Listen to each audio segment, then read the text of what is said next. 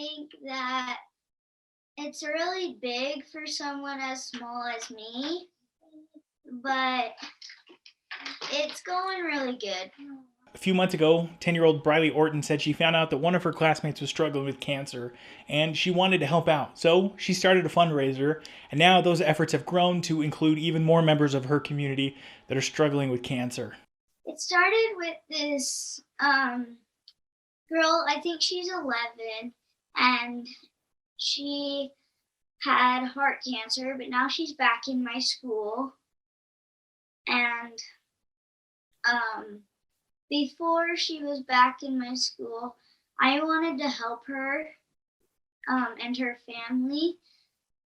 So I am raising money. Her efforts started with a simple handwritten note that her mom Brittany shared with a couple friends and family members, and now her fundraiser has grown into Brittany's Rattlers, named after her school's mascot, the rattlesnake. It's going really good. We have about $4,000. Most recently, Briley has put to use her cooking skills with the help of mom to hold a bake sale in their driveway.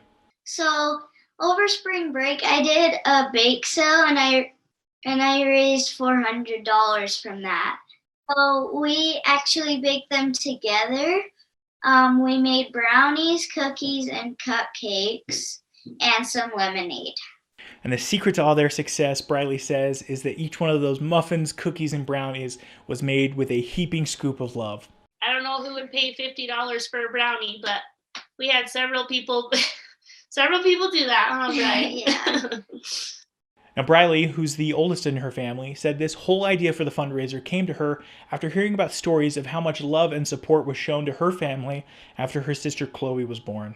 When Chloe was a baby, we just had figured out she had Down syndrome, and a lot of people helped us and with that, and I just kind of wanted to give that to someone else. Briley's mom Brittany said after the craziness that was last year, everybody needs an extra helping hand, especially those who have been dealing with things in addition to COVID. Well, we all know 2020 was just a crazy year. And a lot of people, basically the whole world was struggling with something. And I think for us, I didn't even think about the people that were struggling with something else on top of 2020. And so these families have been struggling all through 2020, like the rest of us, added with these added challenges.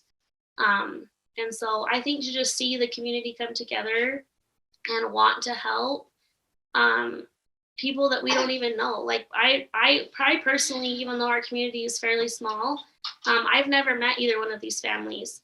And I don't know if Briley, how well she knows the kids that are in school right now, that these families that we're helping, but it doesn't really matter. It doesn't matter that we don't know them. It just matters that we can do something to help them, just even if it's just a little bit. It's a big deal to be able to give back to your community. And all of that giving back and all of that charity is something that Brittany says has really touched her throughout this whole process of watching her entire community come around and support her daughter in her big goal. Well, I'm not sure I could really say, sorry, I might get a little emotional, how proud I am of her. I've never met a more selfless kid in my entire life. She is so kind and so caring and so loving to everybody. And to see her be successful in this has really meant a lot to me, because she's put a lot of time and a lot of effort into it.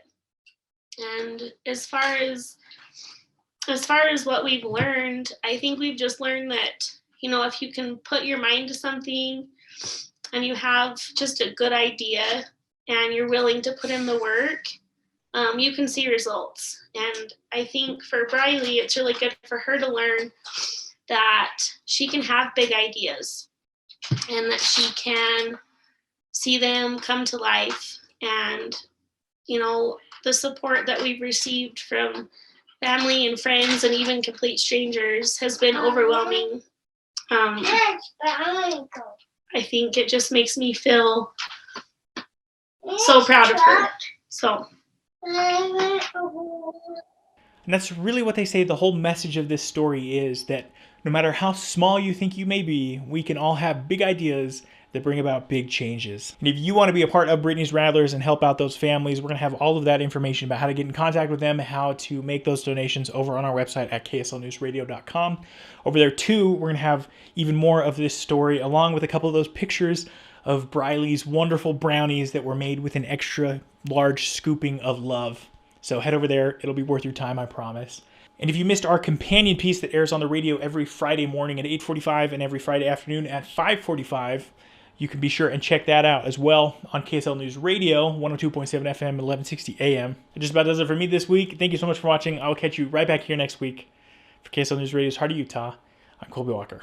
And I think it definitely helps them too, because they're like, okay, look at this kid. He's been able to accomplish this, that, and the other, even with alopecia, and he's confident and he's happy. I think it gives them a little spark of hope and a sense of, that they're worth something, and they're wanted, and that they're important, and no matter if you have hair or don't have hair, I mean, you're a human being, and, you're loved by a lot of people. So it's cool to be able to help give kids a broader perspective and hope that they can be happy and they can accept it and rock the hairdo,